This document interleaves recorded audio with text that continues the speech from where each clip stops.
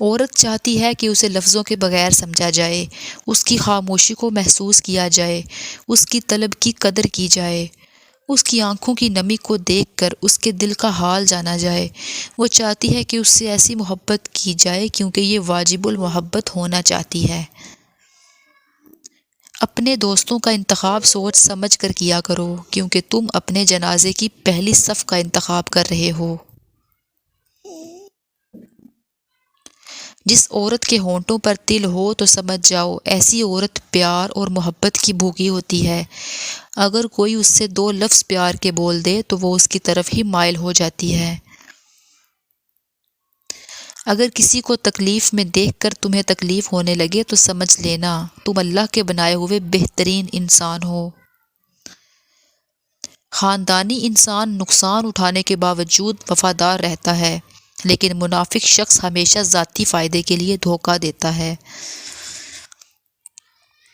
اعتبار کی قلت اور شک کی زیادتی رشتوں کی خوبصورتی کو ختم کر دیتی ہے۔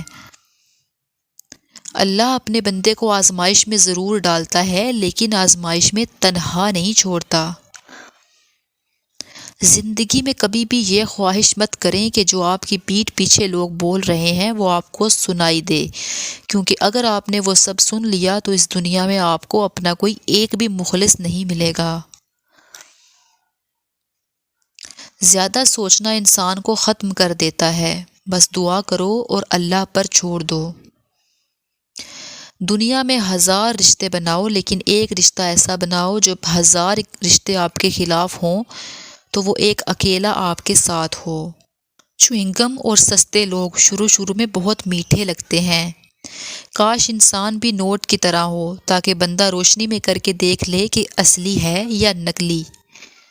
انسان کی عقل صرف اتنی ہے کہ اسے جانور کہا جائے تو ناراض اور شیر کہا جائے تو خوش ہو جاتا ہے۔ کون کہتا ہے خدا نظر نہیں آتا؟ ایک وہی تو نظر آتا ہے جب کوئی نظر نہیں آتا۔ انسان کی قدر اس کی زندگی میں کرو، مرنے پر تو غیر بھی کاندھوں پر اٹھا لیتے ہیں۔ میں نے خالص محبتیں صرف میت پر نچھاور ہوتی دیکھی ہیں۔ سہنے والوں کو اگر صبر آ جائے تو کہنے والوں کی اوقات 2 کوڑی کی رہ جاتی ہے۔ مشکلات ہمیشہ بہترین لوگوں کے حصے میں آتی ہیں کیونکہ وہ اس کو بہتر طریقے سے انجام دینے کی صلاحیت رکھتے ہیں۔